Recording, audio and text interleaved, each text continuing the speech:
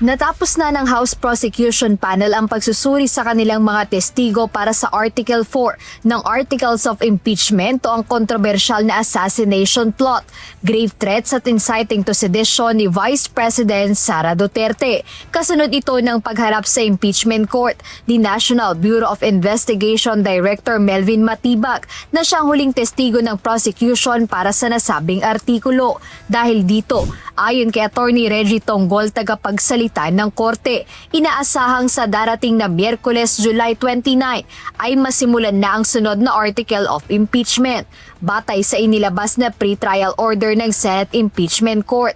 Article 1 ang pangalawang lilitisin. Ito ang naglalaman ng mga akusasyon hinggil sa umano'y anomalya sa paggamit ng confidential funds ng Vice-Presidente.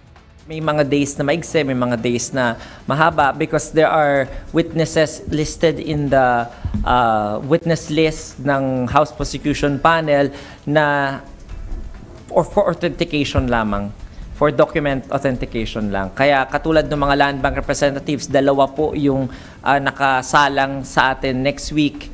So doon sa dalawa na yon, baka mabilis lamang po yung pagtatanong sa direct examination tsaka sa cross, or baka po kung authentication lang yun, baka stipulations lang po ang pwedeng mangyari, kaya maikli lang.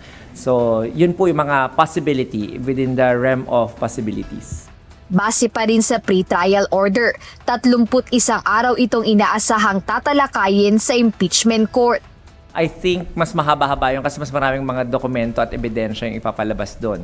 Pero yung mga, kaya nakalista kasi lahat yun sa pre-trial order natin. So yung mga number of witnesses that they are going to call are very comprehensive. So kaya medyo mahaba-haba yung mga witnesses list natin doon. And the number of days na allotted for each witness. Sa July 29 na araw ng Miyerkules, magre-resume ang impeachment trial sa pangalawang Pangulo.